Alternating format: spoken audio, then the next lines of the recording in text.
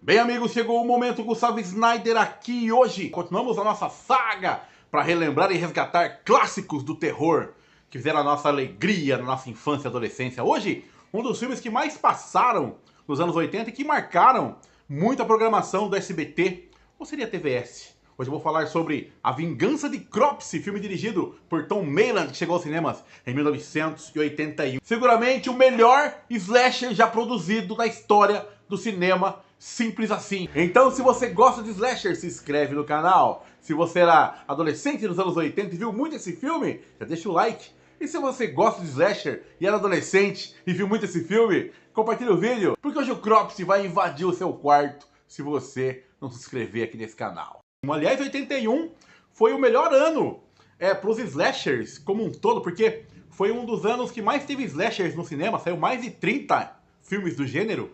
E esse, com certeza, é um dos mais marcantes, em parte porque ele passava muito na programação do SBT. Hoje ele tem outro nome, acho que é Chamas da Morte, se não me engano, mas pra mim sempre vai ser A Vingança de Cropsey. Como ele sai no comecinho de 81, no começo do auge dos slashers, ele não seguia ainda todas as fórmulas que depois cansariam o gênero, sabe? Aliás, ele é um filme que quebra todas as fórmulas do slasher como nós conhecemos. Primeiro porque nós não temos a Final Girl tradicional. Aqui nós temos um Final Boy.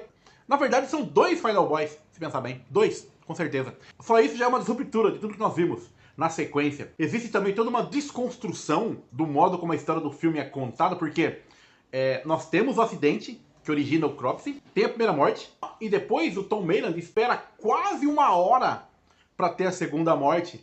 Ele desenvolve os personagens, ele faz com que a gente se preocupe com cada um deles, de modo que, quando acontece o massacre, a cena clássica dentro do barco, da canoa, se não me engano, que o Cropsey promove aquele massacre, que é uma coisa linda de ver, fica triste porque eles morreram devido a essa construção. E tudo aqui gira em torno de uma peça, uma brincadeira que deu errado. O Cropsey é um jardineiro que não é bem visto pela criançada de um acampamento local. Eles resolvem fazer uma brincadeira com o jardineiro, colocam no quarto dele uma caveira cheia de fogo, enfim, com velas dentro, enfim. Ele acorda, se assusta, e aí a tragédia toma conta do local, porque ele pega fogo. Aliás, a cena em que ele pega fogo eu nunca me esqueci, tensa e dramática até os dias de hoje. Eu nunca me esqueci dele correndo, desesperado, pegando fogo e gritando. E eu vi isso com 6, 7 anos, hein? Olha aí. Só que o Cropsey sobrevive e resolve se vingar, não só daquele grupo de crianças que pregou a peça nele, como de várias crianças que estavam num acampamento ali no local. Eu gosto da visão do diretor pro Cropsey, porque ele é um cara que tem muita calma para contar a história. E mais, ele sabe muito bem o jeito das histórias que ele quer contar, e você consegue ver as influências dele para contar essa história. O primeiro assassinato, logo depois que o Cropsey sai do hospital, em que ele mata uma prostituta, o assassinato todo é construído como se fosse um giallo italiano. E isso é muito bom de assistir. Ele prestar essa homenagem a esse gênero tão importante e espetacular da história do cinema. Depois disso ele para a história e faz a gente se importar com o grupo de monitores e de jovens que estão no acampamento. E isso é muito legal de acompanhar, sabe? Primeiro porque não são atores mais velhos interpretando jovens. São jovens. Sabe? Segundo, porque a direção e a atuação aqui é muito natural. Você vê a criançada falando uma em cima da outra, é aquela confusão, bagunça pra caramba, um tirando sarro do outro, e parece bem orgânico. E aqui o Mayland se mostra genial, porque a exemplo do Halloween, ele filma a confusão, a bagunça da criançada, e ao mesmo tempo o Cropsey está sempre nas sombras, observando, analisando, esperando o momento certo de atacar. Só que ele nunca ataca.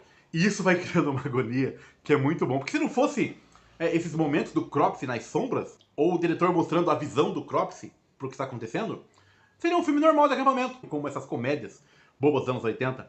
No entanto, nós que amamos terror somos recompensados com um dos maiores massacres de todos os tempos. O filme demora quase uma hora pra matar alguém, depois da prostituta, mas quando ele mata também, meus amigos, vou falar pra vocês, viu? É um banho de sangue que é lindo de ver. Eu tô falando da sequência do massacre no barco, que é linda, mas é linda de ver. Tem sangue, tem tripa, tem corte, tem dedo arrancado, tem tudo que você que curte filme de terror gosta. É uma cena super bem construída e os efeitos especiais da cena são maravilhosos, cortesia do mestre Tom Savini, que aqui dá um show, não só nessa cena, mas em todas as mortes. Inclusive o visual do Cropsey também é espetacular, ele é bem asqueroso, bem horripilante, como todo vilão slasher tem que ser. Cortesia do mestre Tom Savini. Fora isso, eu quero destacar também o nosso Final Boy, o Todd, que ele é apresentado como o cara mais velho, ele é um dos monitores, né? Ele é mais velho, ele é íntegro, ele é líder, ele é justo, é um bom namorado, um bom amigo, ele é o herói da história,